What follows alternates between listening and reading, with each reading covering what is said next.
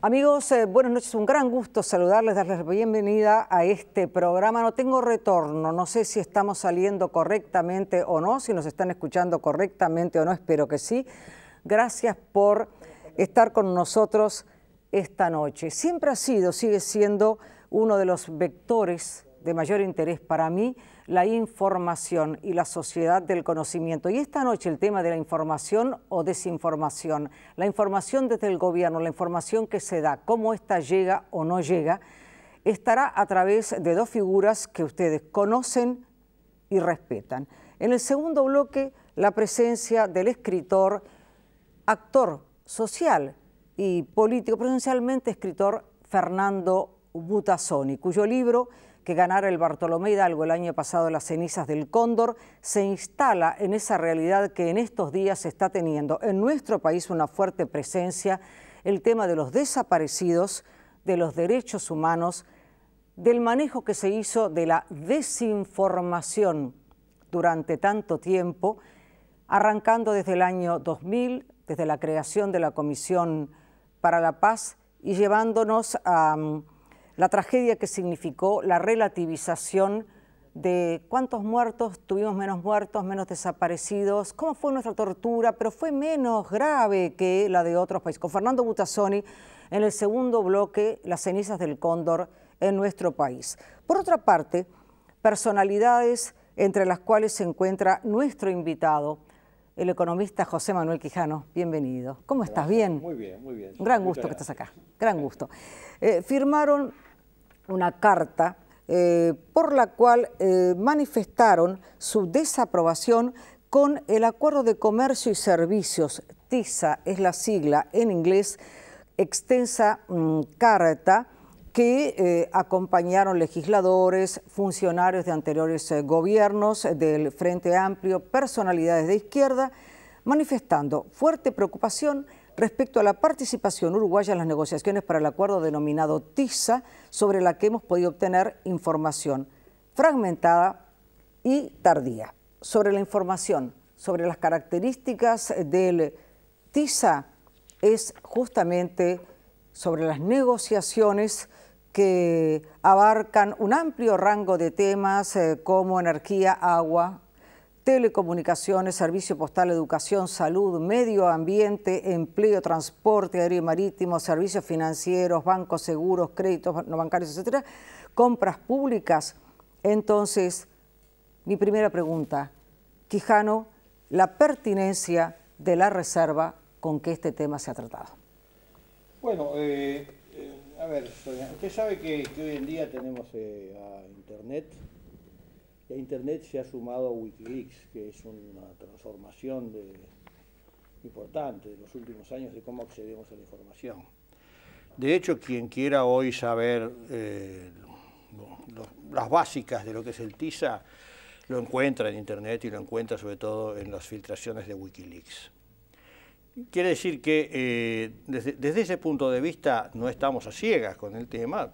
Podemos leer de qué se trata, qué es lo que se está negociando, cuál es el documento básico sobre el cual discuten, porque eso está disponible. Y después hay algunos documentos de algunos sectores que se están negociando, como el sector financiero, también hay un cierto documento básico. No tenemos toda la información, pero tenemos alguna información.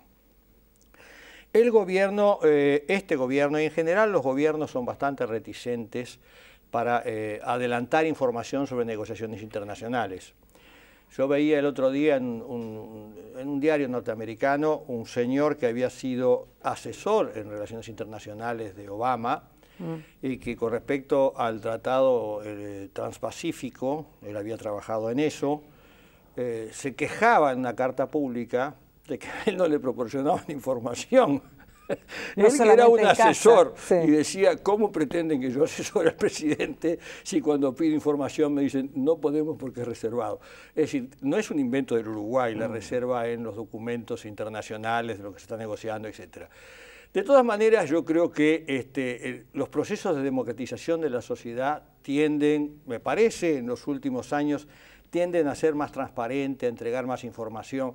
Por ejemplo, en las negociaciones de la OMC, sí, que es algo que esta noche podremos tratar aquí, la OMC al comienzo, cuando se negociaba, las ofertas eran totalmente reservadas. Hubo algunos planteos, algunos países plantearon que era necesario mejorar esa situación.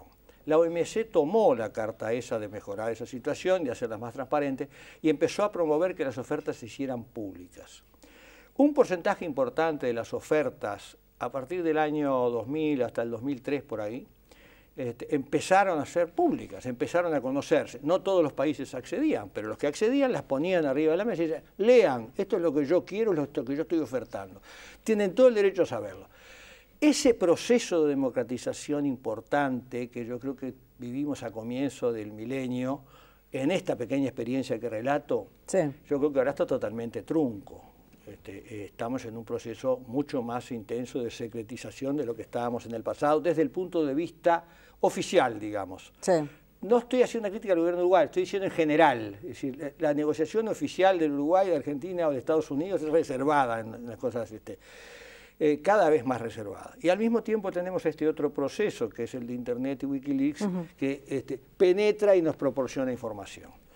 Bueno, yo le diría hoy en día, si usted me pregunta algo sobre ti, yo le digo, yo no tengo toda la información, no sé el último documento ni las últimas negociaciones, pero qué han estado negociando desde 2003 hasta comienzos de 2015, lo sé, porque eso está y los documentos los tengo, ¿no? Ahora, Quijano, por ejemplo, a propósito de este llamado secretismo, sí, hace una de las calificaciones, hay quienes han dicho, y yo recuerdo el año pasado los debates y en la administración pasada con Ortuño o con Kramerman, sí, ¿se acuerda? Por Aratidí, sí, sí, las negociaciones. Sí, sí, sí. Ahora sí dice, pero ¿cómo Kramerman? Pero usted no vino para contestar por Kramerman. No, no. Así que no lo voy a poner en esa circunstancia. Pero le quiero decir, se da esa cosa paradojal, como usted señalaba. Por una parte es esa democratización y por otra parte, ¿cuánto puede apretar un gobierno, cualquiera, como usted decía?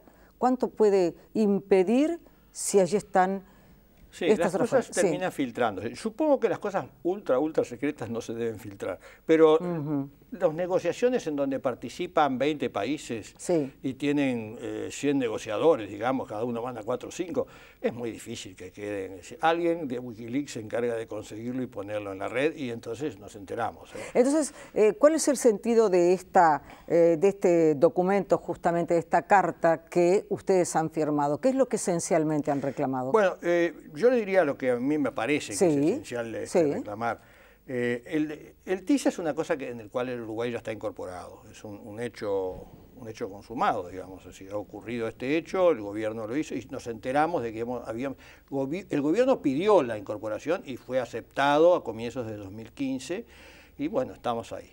Por consiguiente, la preocupación en realidad no es una, por lo menos desde mi punto de vista, no es una visión, yo estoy en contra de que hayan hecho eso, yo estoy preocupado por cómo lo hicieron, preocupado por lo que vamos a tener que negociar y preocupado por el rumbo que toman este tipo de documentos y los cambios que nos traen en la vida entre las naciones. Eso lo diría para decirlo en síntesis. Sí.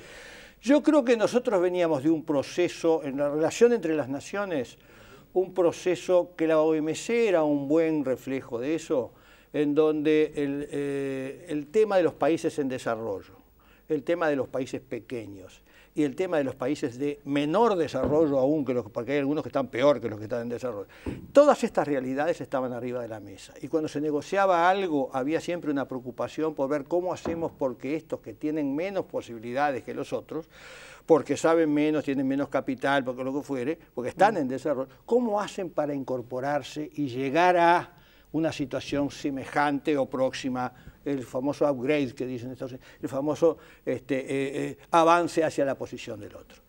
Yo diría que eso hace ya 4 o 5 años se desapareció del mapa. Y un buen ejemplo, no es el único, porque hay otros documentos, el TISA es un buen ejemplo de eso. Hay varias cosas que teníamos ya incorporadas a la OMC, que considerábamos que eran cosas más valiosas, que habían mejorado la relación entre las naciones, que hoy desaparecieron, no están. Les puedo mencionar algunas en particular. Sí. Por ejemplo, Cuando usted está en la OMC negociando el acuerdo de servicios y otros acuerdos, usted tiene un trato especial y preferente o diferenciado para los países de menor desarrollo. Por eso desapareció, no hay más, no existe más como tema. Ahora somos todos iguales. Es lo mismo la negociación entre Estados Unidos y Uruguay, porque son dos iguales. Bueno, no son dos iguales. Pues no son dos iguales en el tema de servicios. Estados Unidos es el principal exportador de servicios, tiene una experiencia formidable, empresas enormes en servicios, nosotros somos un país muy incipiente. Sin embargo, eso desapareció. Si usted me dice, bueno, otras cosas importantes, en los acuerdos de servicios de la OMC, usted hacía su lista, decía todas las cosas que quería negociar, etcétera, siempre por lista positiva, usted era el que proponía. Y había un capítulo que le permitía, 3 años después de aceptado el contrato o de aceptado el acuerdo, le permitía a usted modificar su lista a través de un procedimiento. No es que uno iba y tachaba, diciendo, no, este sector no, no, pero con un procedimiento usted podía. Hoy no puede modificar nada. Es decir, se acabó la posibilidad de modificar. Y siempre a mí me llamó la atención, cuando leí por primera vez el texto del TISA, me llamó mucho la atención el tema de la salvaguardia. Usted sabe que la salvaguardia es aquello que tiene el país importador para protegerse de una invasión de productos del exportador.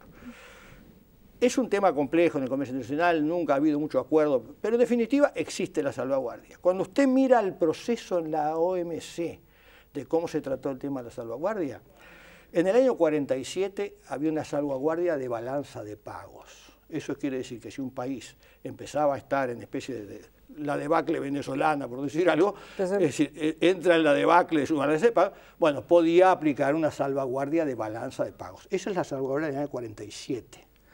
Esa salvaguardia sirvió para muy poco, casi no se aplicó, De hecho, fue sustituida, no se aplicaba, y fue sustituida por lo que la OMC llamaba las medidas grises. Por ejemplo, que 2 países acordaban que uno no le exportaba tanto al otro.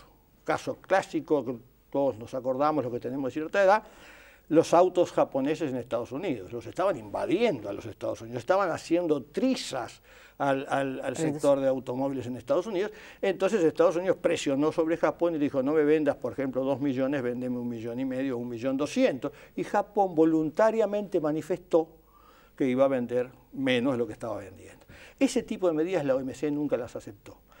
Y precisamente por esta historia breve que le hago, en la ronda Uruguay del GATT surgió lo que se conoce la salvaguardia, no es que no existiera, pero se estampó en el documento la salvaguardia de urgencia, que se agregaba a la salvaguardia de balanza de pagos. ¿Qué es una salvaguardia de urgencia? Es bien interesante porque ahí era el peso de los países de menor desarrollo el que estaba gravitando. Primero, la salvaguardia de urgencia es una salvaguardia que se aplica sobre un sector que está afectado. No es para toda la economía que se está derrumbando. Un sector, por ejemplo, el caso del automóvil. El automóvil está en problema. Segundo, esa salvaguardia de urgencia no solamente era para un sector. Usted podía perfectamente bien darle una reparación al exportador si usted le frenaba las exportaciones de él, usted frenaba las exportaciones, o sea, dar una reparación. Es decir, había un cierto equilibrio en este asunto. Y era temporal, y bueno, varias características más. El hecho esencial es que era para un sector determinado, es decir, que estaba siendo afectado, y que el país la adoptaba y después comunicaba y empezaban las negociaciones. Eso desapareció del TISA. Nos salteamos toda la ronda Uruguay del GATT y el acuerdo que teníamos después de la ronda Uruguay del GATT sobre cómo iba a ser la salvaguardia y volvimos a la salvaguardia de balance de pagos, a la del año 47. Bueno, a mí esas cosas cuando las leo me generan cierta preocupación porque están reflejando un cambio drástico en las relaciones entre los países de más desarrollo y de menos desarrollo y porque en definitiva le están dando a un país que va a quedar con el sector servicios más abierto, ahora va a quedar más abierto, algo va a negociar, va a quedar con un sector servicios más abierto y con menos defensa para su situación si es invadido por los productos sectoriales. Es una situación quizás hipotética, de repente a nadie le interese demasiado porque nuestro mercado es muy chico, Pero ese no es el argumento que tenemos que hacer. ¿Cuál es? El argumento que tenemos que hacer es que el principio de que la salvaguardia, tal como fue definida en la OMC y en la Ronda Uruguay del GATT, que es una salvaguardia de urgencia, no puede ser borrada del mapa de un documento donde nos piden que liberalicemos servicios. ¿Por qué cree usted que esto se ha hecho así? ¿Por qué cree, por ejemplo, que el ministro de Economía, que el canciller, por supuesto el presidente de la República, ¿no?, pero las cámaras empresariales dicen sentarse a la mesa no obliga a nada? Estoy leyendo textualmente, cuando lo que usted está diciendo no es esto, fíjese, aparentemente. Hay dos ideas que el otro día lo escuché al canciller, que hizo una exposición interesante en otro programa de televisión y dijo, no sentarse en una mesa tiene costos.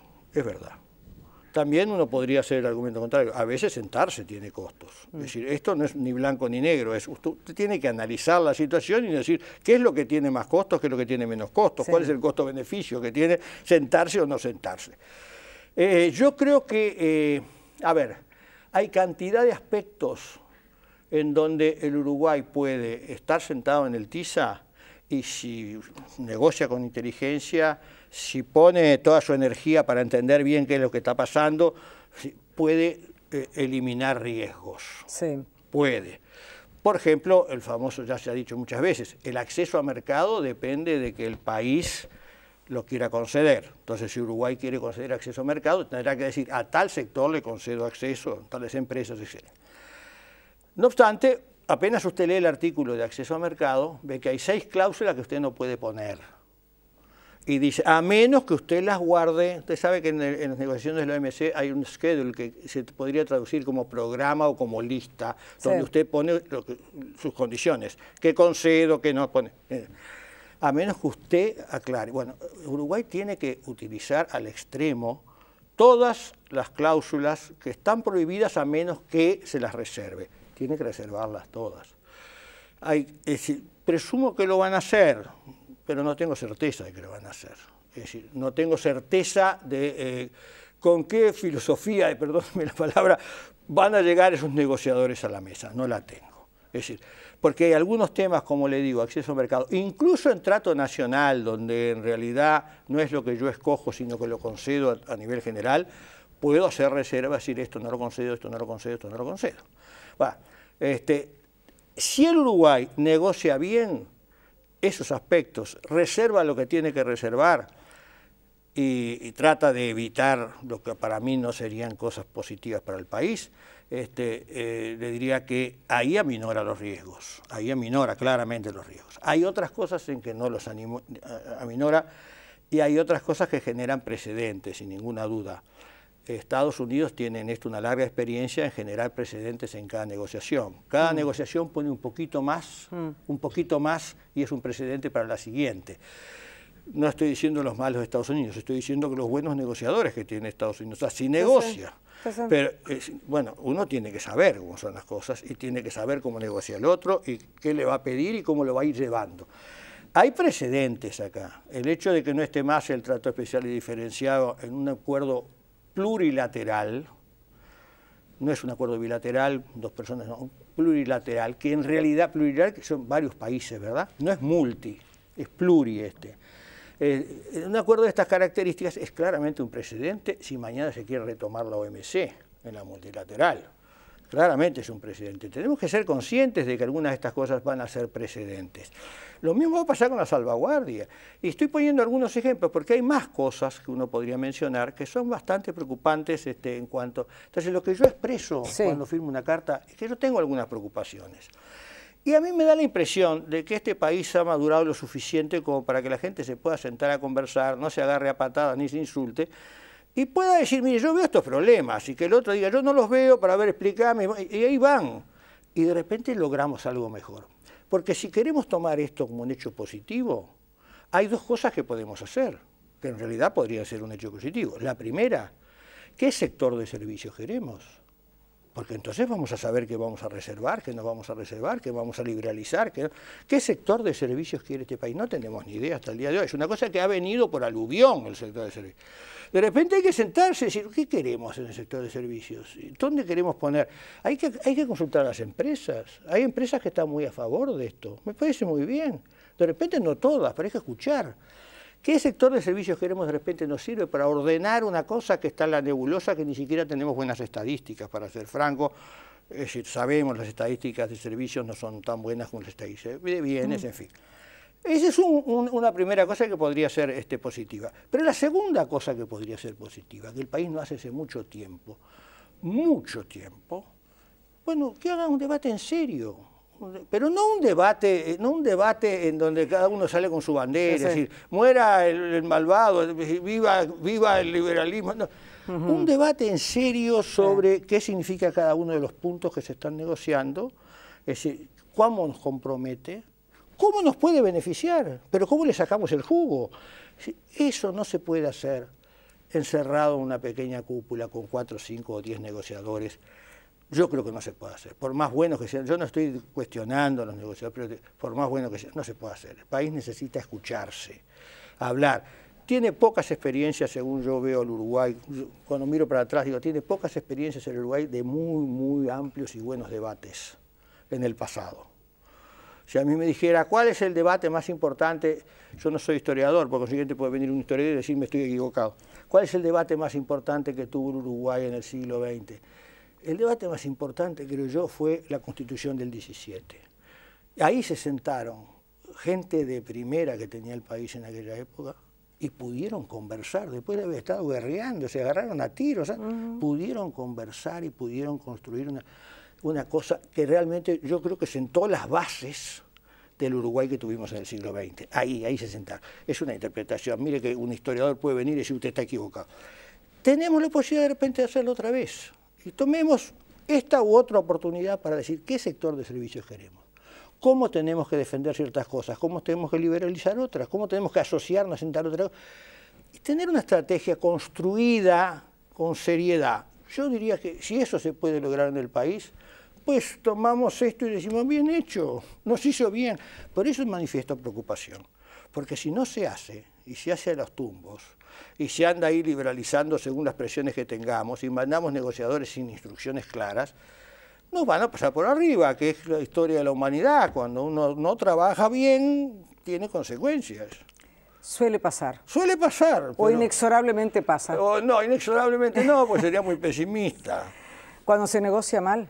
Y bueno, pero yo espero que no negocie mal. Mi preocupación es esa. Sí. Porque ahora estamos abocados a una negociación. Tenemos que negociar. Mire, el otro día me mostraban una comunicación, creo que era una comunicación de Relaciones Exteriores que se le había mandado al Parlamento, creo, estoy casi seguro porque me la mostraron. Decían, estamos todos muy contentos y ahora en junio, en la reunión de junio, hacemos nuestra primera oferta. ¿Cómo pueden hacer en junio una primera oferta? Esto tiene que ver, es una oferta suelta, ¿sí? El esquema de ofertas es un sistema de ofertas que se construye trabajando bien y con mucha gente incorporada. De repente lo han hecho en secreto, encerrados entre 4 paredes, pero lo dudo mucho. Esa es la preocupación. Hagamos esto bien, porque estamos ahí y hagamos lo mejor que el país puede. ¿Qué vamos a hacer? Gracias por haber estado. Bueno, gracias a usted por invitarme. Con todo gusto. En algunos instantes, en el segundo bloque de este programa, Fernando Butazoni.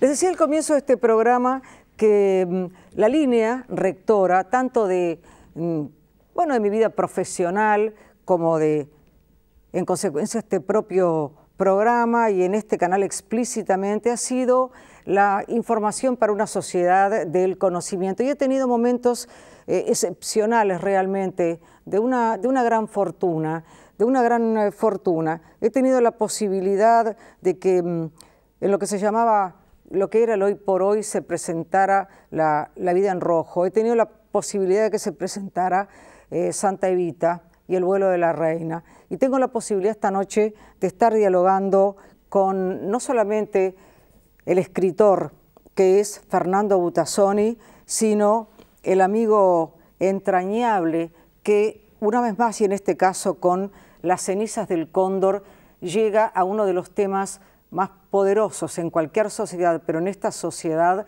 y en lo personal, para mí. En este libro, lo decía al comienzo del programa, donde desde el arranque el tema de los desaparecidos y la inmoralidad o bajeza a la cual pudimos llegar comparando qué torturas o cuántos muertos o de qué modo eran las cosas, hasta ese final conmovedor, hace que esta sea una circunstancia de encuentro particularmente preciada. Gracias por estar. Gracias a vos, y para mí también es muy especial porque no solo por tu trayectoria profesional, sino por ese vínculo personal que nos une desde hace tantos años en las buenas y en las malas. En las buenas y en las malas. Fernando Butazzoni, en estos últimos días íbamos a ir posteriormente a lo puntual, ¿no? Pero contanos Las cenizas del cóndor. Yo lo he leído, quizás no lo preste, o quizás sí. A ver. Bueno, Las cenizas del cóndor es una novela, como lo dice en la propia tapa, en la cual se cuenta una serie de hechos, una gran cantidad de hechos, que ocurrieron en el cono sur de América, en Europa y hasta en el Cuerno de África, durante un periodo muy preciso de nuestra historia, que fue el año 1974. El año 1974 estuvo marcado por algunos elementos claves, pero yo creo que el más significativo es tal vez el que menos estudios ha tenido hasta ahora, que es la franca confrontación en el marco de la Guerra Fría entre las dos superpotencias de la época, Estados Unidos y la Unión Soviética, en el único territorio, por decirlo de alguna manera, posible en esos momentos, que era sobre todo la ciudad de Buenos Aires, pero en general toda la Argentina.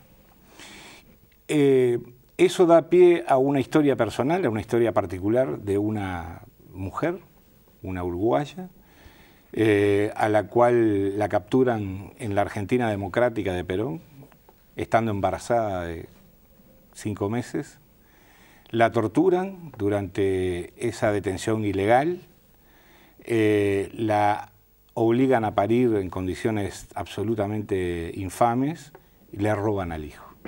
No voy a contar el resto de la historia, pero básicamente esa historia, que es casi, te diría que arquetípica de esos tiempos, tiene algunos elementos que para mí son muy valiosos. Uno de ellos es que no acontece en el periodo en el cual la Argentina ya estaba bajo dictadura. Acontece en un gobierno democrático, en un gobierno que estaba presidido por Juan Perón y que tenía un importantísimo apoyo popular. Acontece con la complicidad del gobierno uruguayo, de las Fuerzas Armadas uruguayas y de los gobernantes civiles uruguayos de la época. Acontece con, digamos, la connivencia de servicios de inteligencia extranjeros, y todos ellos, de alguna manera, por razones que la historia algún día explicará, confluyen en ese momento, en ese lugar, para dar pie a una serie de hechos terribles que todos vivimos, o que muchos vivieron en realidad, porque hay generaciones enteras que no los conocen, pero que dejan grandes enseñanzas creo que para el futuro de nuestros países, ¿no? Y a partir de eso yo elaboré esta historia con un objetivo que era el de explicar de la manera más clara, más sencilla posible, todos esos hechos que estaban muy estudiados, pero de manera fragmentada. Es decir, Había muchos libros sobre la AAA en Argentina, habría muchos libros sobre la muerte de Perón, había muchos libros sobre la dictadura en Uruguay, sobre la dictadura en Chile, había muchos libros sobre las operaciones del Plan Cóndor, pero no hay en realidad muchos estudios que articulen todo eso, que de alguna manera pongan esa información en contexto de manera adecuada, de forma adecuada, para que el lector o el que se sumerja en ese mundo entienda cómo se fue trenzando la historia en ese momento. Y esa es un poco la historia de la novela, ¿no? Ahora, justamente al comienzo de esta novela, por eso lo citaba al comienzo del programa y ahora, hay un momento cuando vos justamente señalás, y a la luz de los hechos presentes, de lo que estamos viviendo, sí, de las polémicas que se están dando en este momento y de las demandas de esta marcha impresionante, de la última marcha del 20 de mayo, vos hablás de la instalación en el Uruguay de la llamada Comisión para la Paz. El grupo recién estaba por comenzar sus trabajos y todos sabíamos, a propósito de los presos políticos desaparecidos tragados en la noche y en la niebla de los cuarteles, todos sabíamos que estaban muertos, que debían de estar muertos. Oficialmente aún eran personas desaparecidas. Sus familiares reclamaban justicia y en Montevideo reinaba una expectativa más bien tensa. Aunque muchos querían dar vuelta a la página y olvidarse de la pesadilla, una parte importante de la sociedad exigía conocer la verdad y a cualquier precio. ¿Qué había pasado con los desaparecidos? ¿Dónde estaban sus restos? Y aquí viene lo que yo comentaba y comento, esta síntesis que vos haces de lo que muchos sentimos durante tanto tiempo. Por años se había insistido en algunos ambientes políticos, periodísticos y académicos con que la dictadura uruguaya después de todo había sido mucho menos cruenta que la de otros países. La base argumental para sostener semejante afirmación era cuantitativa y, a mi juicio, inmoral. Hago autorreferencia nuevamente. Siento que acá sintetizaste lo que durante años yo había intentado bucear y sintetizar y no lo lograba. Sí, porque yo creo que fue un sentimiento que tuvo mucha gente. Un sentimiento muy contradictorio además, porque los que militamos por el voto verde en el año 89, creo que fue 81, ni me acuerdo ya, y los que después militamos, yo incluso integré la comisión organizadora en el segundo plebiscito, y fuimos derrotados las dos veces. Tenemos plena conciencia de que hay un sector importante de la sociedad que no quiere volver atrás y revisar ese pasado. Yo creo que es un grave error, porque creo además que cuando una sociedad compara y establece, bueno, en Argentina hubo 30.000 desaparecidos, en Chile fusilaron a 4.754 personas. En Colombia van cientos de miles de muertos en 50 años de guerra. Yo creo que nos estamos como que apartando del centro de la cuestión, que es la necesidad de que la vida de las personas, de los ciudadanos, de los habitantes de un determinado territorio que conforman lo que se llama un país, esté absolutamente por encima de cualquier otro elemento y de cualquier otra consideración política o jurídica. Yo he estado en estos días releyendo algunos de los discursos de Juan María Bordaberry a partir del momento en que él disuelve las cámaras del golpe de Estado, incluso alguna correspondencia que entabla con algunos cercanos, algunas personas cercanas a él, y me di cuenta de que Bordaberry tenía un concepto que justamente iba ahí, decir, bueno, nosotros tenemos que preservar determinada estructura más allá de las consideraciones puntuales desde el punto de vista político, jurídico, histórico, etc. Eso lo llevó a cometer terribles atrocidades.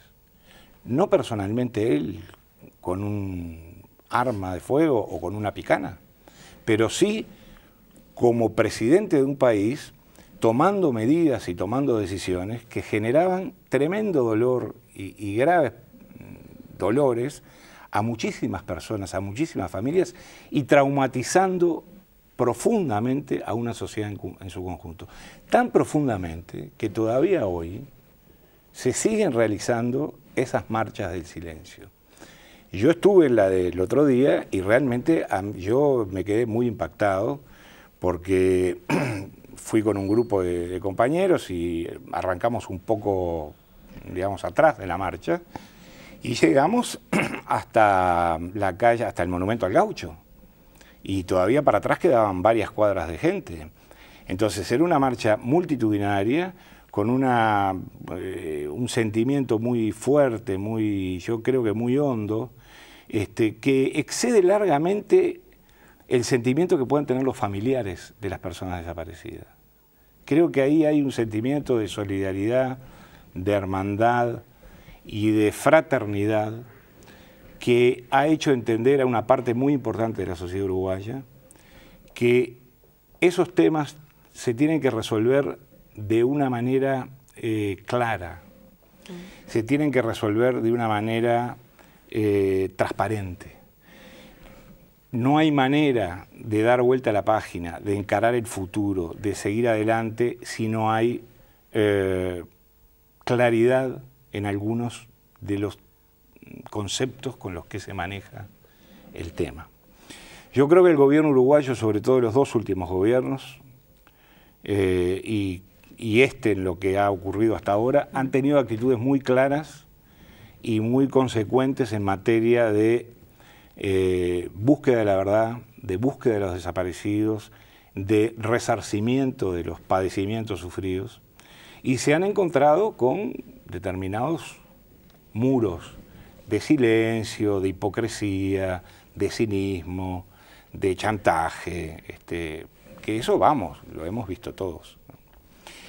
Entonces, ante esos elementos, yo creo que lo que hace falta más que nunca, y creo que es el ejercicio de este libro, es una reflexión, no es una confrontación.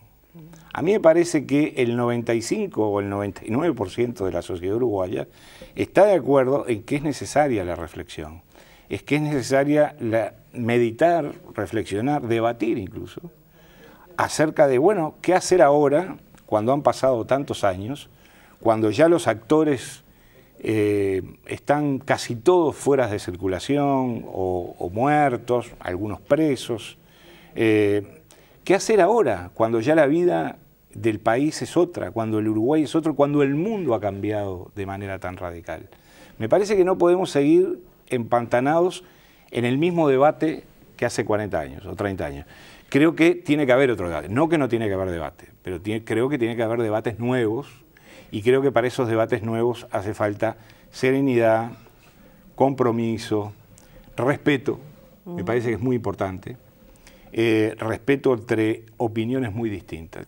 El origen de esta novela es un esfuerzo que hicimos en el año 2000 en Radio Sarandí con Alfonso Leza, que sentamos alrededor de una mesa en el estudio de Radio Sarandí una mañana a distintos actores vinculados, principalísimos, vinculados con esos temas.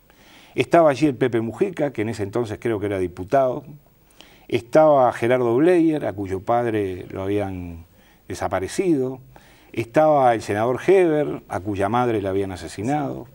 Estaba el entonces senador Millor, que era una especie de cónsul, digamos, de las Fuerzas Armadas en el Parlamento. Estaba el general García, que había sido un hombre de gran relevancia en el gobierno del doctor Lacalle. Y estuvimos conversando al aire durante 2 horas sobre esos temas, sobre la necesidad de esclarecer los hechos, sobre la buena voluntad que había que poner de parte de todos, sobre los caminos que se podían emprender para eso. Bueno, ha habido distintas instancias y distintos digamos, esfuerzos en ese sentido. Me consta que la Comisión para la Paz en su momento trató de armar un mecanismo de recepción de información. Bueno, es evidente que eso no funcionó, o que no funcionó como era dable que esperar que funcionara. No me consta tampoco que la documentación recibida por la Comisión para la Paz íntegramente se haya preservado. No, lo digo con mucha responsabilidad, no me consta.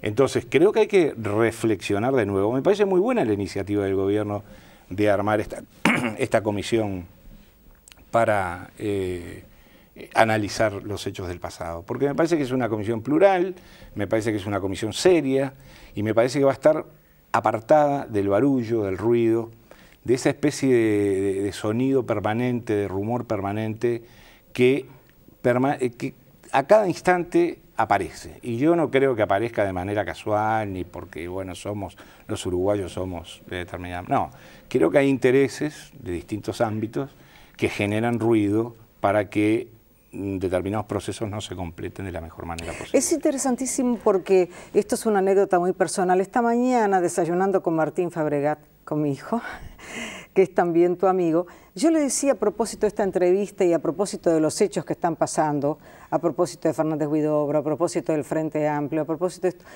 que recordaba, y ahora vos usaste 3 o 4 vocablos, aquello de Shakespeare, ¿no? La vida es un cuento contado por un idiota lleno de sonido y furia y que nada significa. Le digo, me niego a aceptar esto. Pero me parece interesantísimo lo que vos estás diciendo. Apartarse del sonido, claro, apartarse de la furia, ¿verdad?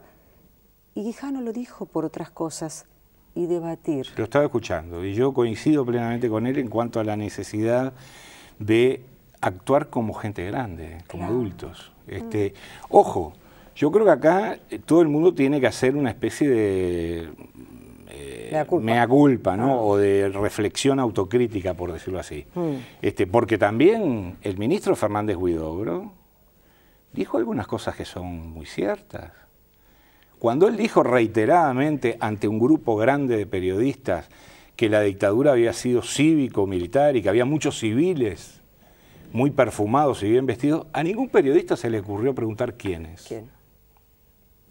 Yo creo que yo, como periodista también, me hago la autocrítica. Yo no estaba, digo, pero creo que todos tenemos que reflexionar, sobre todo porque ya hay un cuerpo de volumen, una masa crítica de información que nos permite sacar conclusiones, o le permite a la sociedad y a los especialistas, a los historiadores, a los sociólogos, sacar conclusiones muy contundentes. Hay discusiones que yo he oído en estos días que no tienen ninguna razón de ser. Yo traje acá una fotocopia de un documento desclasificado finalmente por el Departamento de Estado, que es un informe mensual que le manda Harry Laudeman, que es un hombre diplomático muy vinculado a la CIA, un hombre de la más extrema confianza de Henry Kissinger, sobre la situación en el Cono Sur y especialmente en el Uruguay, en el año 76, en el cual él hace una historia, no sé si se puede mostrar, por lo menos para que se vea,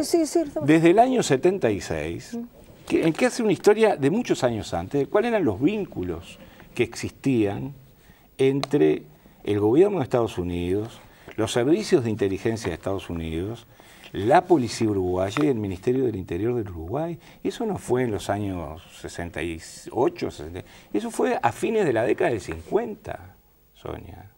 Entonces, eso está probado. Hay un organismo que es federal, es una agencia federal norteamericana, que la sigla en inglés es NARA, N-A-R-A, que es la Agencia de Registro y Archivo de los Estados Unidos. Ahí hay cajas, millones de cajas, con millones de informes. Son accesibles.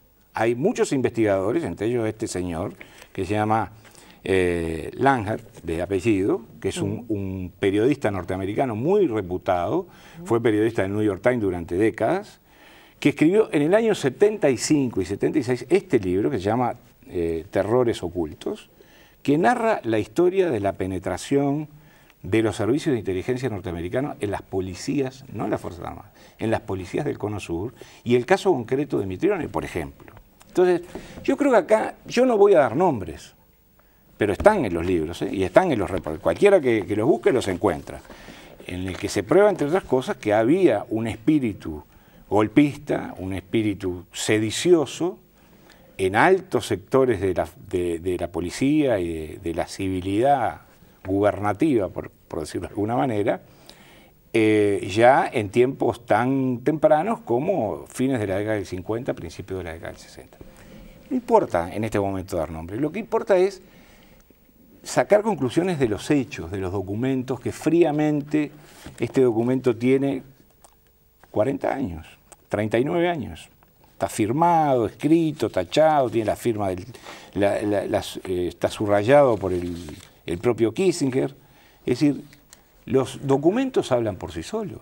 Entonces, me parece que con esa masa documental, ojo, yo no he descubierto nada, todo lo que yo cuento en la novela, Son historias que yo extraje de archivos, de procesos judiciales. Por ejemplo, todo el proceso de asesinato del general Prats y su esposa en Buenos Aires, un hombre del ejército chileno que había sido leal a Allende, que se había exiliado, lo matan como un perro, le ponen una bomba en un autito, en un Fiat 147, un hombre que tenía 60 años, su mujer tenía 58, los vuelan en pedazos. Y eso se hizo con la connivencia y con la complicidad de muchos servicios de inteligencia, entre ellos los uruguayos, no militares, civiles. Entonces, yo creo que son elementos que podrían ayudarnos no a estigmatizar a nadie, ni a estigmatizar ningún sector de la sociedad. Yo no creo que haya una estigmatización sobre las Fuerzas Armadas. Sí creo que hay un estigma que está vinculado a determinados hechos y a la conducta de determinados jefes. Entonces, cuando uno tiene, sobre todo en el ámbito militar, un jefe que no es digno, la indignidad de ese jefe se transmite a sus soldados. Y bueno, eso también ha pasado acá. Yo creo que ha pasado por razones históricas muy específicas, por lo que se quiera. Pero creo que es tiempo ya de reflexionar a partir de eso.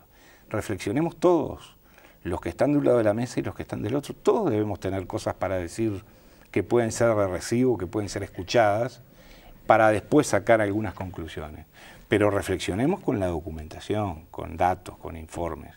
No reflexionemos talenteando, digamos, porque en ese caso lo que termina primando son intereses políticos muy mezquinos, partidarios o incluso sectoriales o incluso de sectores dentro de los sectores.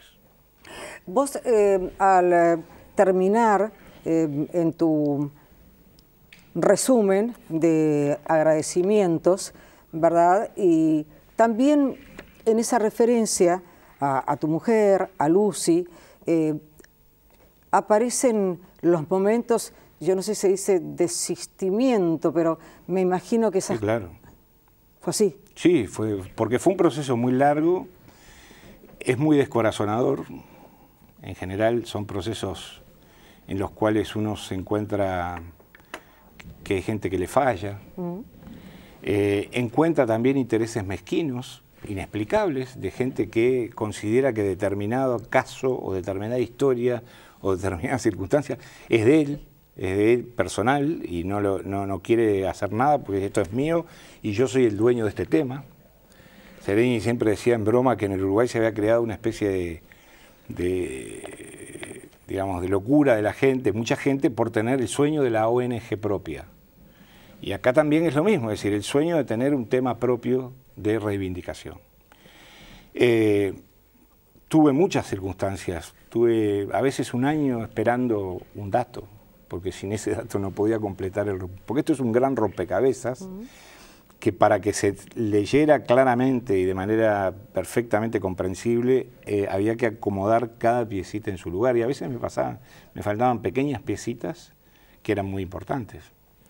Y bueno, hubo casualidades, hubo fortuna en algunos hechos, hubo también grandes pérdidas, porque ¿qué más hubiera querido yo que el chino Barret Díaz, el doctor Barret Díaz Pose, estuviera conmigo durante el proceso final de escritura del libro? Bueno, se murió antes. Pero a mí me dejó una gran enseñanza la escritura de esta novela. La primera es que uno puede investigar con seriedad si no tiene apuro y si no tiene intereses mezquinos, por decirlo así, ¿no?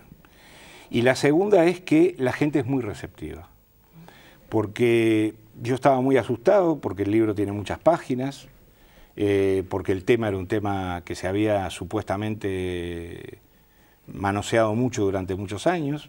Sin embargo, el libro se ha leído de manera extraordinaria, no solo aquí, en Argentina, en Chile, en otros países.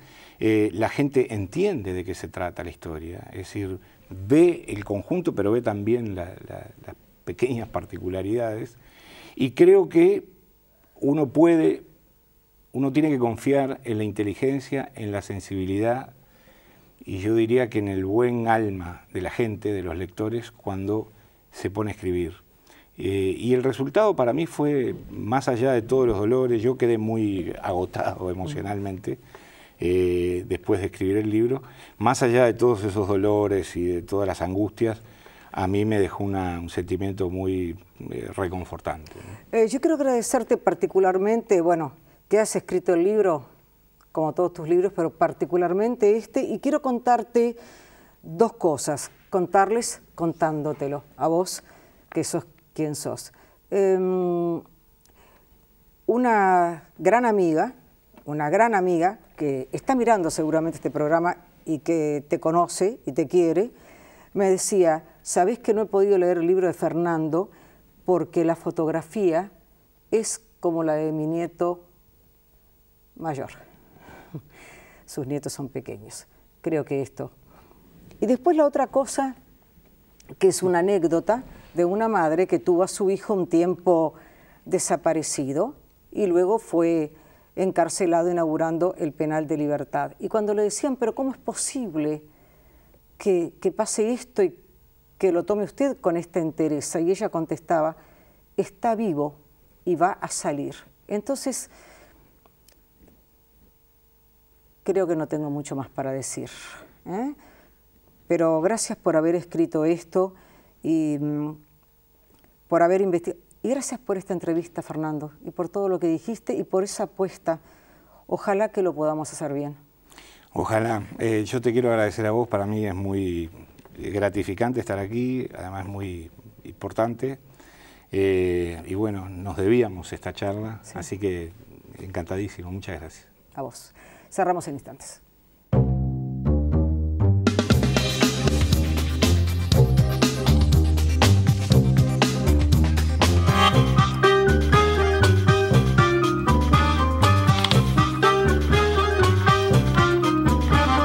Presentó ANCAP, Uruguayos haciendo el futuro Uruguay.